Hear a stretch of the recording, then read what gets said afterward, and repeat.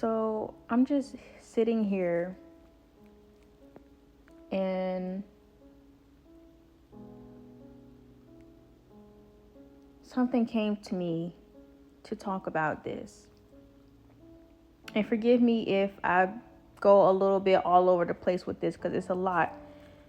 It's a lot of information that's going through my mind right now, but I want to talk about one of the biggest challenges in life as a spiritual being having a human experience. The biggest challenge there is not allowing any negative experiences outside of yourself taint the pureness of your heart. If you've been watching any of my videos, you viewed my page, one of the things that I love talking about, and I talk about this a lot in my podcast as well, what I love talking about is how we are as children. When we are children, and I'm going to keep repeating this, I don't care how many times you have to hear it. When we are children, we are in our most purest and authentic forms. Nobody is born a bad person. Nobody is born a narcissist. I've seen videos, I've read articles where people mention how narcissism is a mental illness. And I sit here with myself, and in my mind, that just logically don't make sense to me. Everything is systemized. The way you are designed is a system. Your DNA makeup, the molecules and everything that go into your every being is a system. You know, like how a robot is built.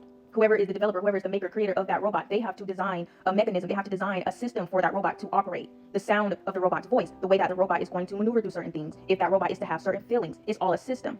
I said in one of my videos where I was venting, I said that you are your own universe. You have your sun sign, your moon sign, your Neptune, your Venus, your Jupiter, all of these different planets that we learn and we learn in school, we learn in science, we start learning about the different planets in the universe. You are your own universe. That is a system. Every planet has its own mechanism. Every planet has its own ruler. Every planet has its own pros and cons. It's all a system. Narcissism is in itself a system.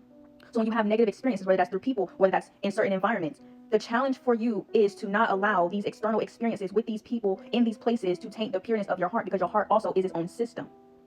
When we look at these experiences, and as we get older and we start to become aware of how these experiences have molded us, in that, with me saying that molding us, that means that these external experiences have edited and modified our system within. Meaning that we have taken on certain behavioral characteristics, we have taken on certain mechanisms, we have taken on certain ways that has become enmeshed into our overall being, which has modified the way that we now begin to navigate and maneuver through the world through our human experiences. When we come across someone who we consider to be a narcissist, all that means is that person, from whatever their external experiences were through other people or certain environments, that person has taken on those systems and has allowed it to be enmeshed and taint the pureness of their heart and also their minds. When we deal with narcissistic people and narcissistic environments, it is within our responsibility, it is within our own awareness. We get to decide if we want to take on those same characteristics of that system. So when you start to discover different aspects about yourself and start to question yourself, well, why do I behave in this manner? Why do I act out in this way? Why do I speak in such of a manner? 9 out of 10 is because you have subconsciously, because we have to remember almost everything is subconscious, meaning that we're not aware, we don't realize these things until it's brought to our consciousness. We have taken on those aspects of that narcissistic system and we have meshed it into our own system. Narcissism is not a mental illness. It is a system. Everything is systemized. And I think once we start to really view things in that manner, then a lot of things will start to make sense to us. It's just like being brought up into a family environment, and a lot of things that we become accustomed to, these become our norms. Because I don't think that a lot of people realize, I would say, and this is just me personally saying this, but truth be told, a vast majority of us here on this earth, wherever you are, a vast majority of us are operating out of a narcissistic system. And sadly, not a lot of us realize it. In fact, a lot of us are actually in denial of it, because a lot of us carry this illusion that we're good people. Not a lot of people are good people, but a lot of us are actually good people. And those that are considered good people are essentially just the individuals who have decided consciously that whatever characteristics, traits, personalities, mechanisms, whatever, that are tied to a system of narcissism, they've decided that they don't want that in their system. They don't want that. That's kind of like you come across an individual who has had traumatizing experience after traumatizing experience. They've been through so much shit. Yet when you come across this person, you build a connection with this person, you start to question yourself, well, I can't believe, how can somebody experience such things, but this is how they are? Because that person has decided consciously that they were not going to take on those aspects of that narcissistic system. So again, when we're brought up into our families, a good majority of our families are operating out of a system of narcissism. And these systems, these behaviors, these aspects to these individuals, we normalize them. Why do we normalize them? Because subconsciously, we don't realize that these aspects to these individuals' behaviors, these individuals' being, is indeed within the operations of narcissism.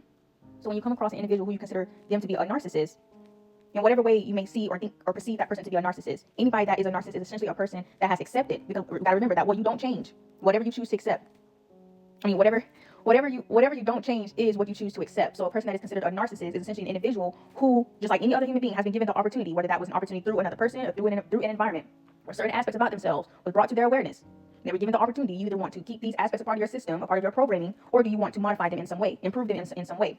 Someone who is considered to be a narcissist is indeed an individual who has had that opportunity, but have consciously decided, and maybe they just consciously decide to accept these aspects about themselves because, again, it's something that has been normalized for them. It's something that they think is normal. Maybe because, again, it's something that they've seen from other people within their families, within their environments, within their social group, their communities, whoever, or whatever. They have accepted these things about themselves, and with them accepting these aspects about themselves, they decide to continue operating within that system.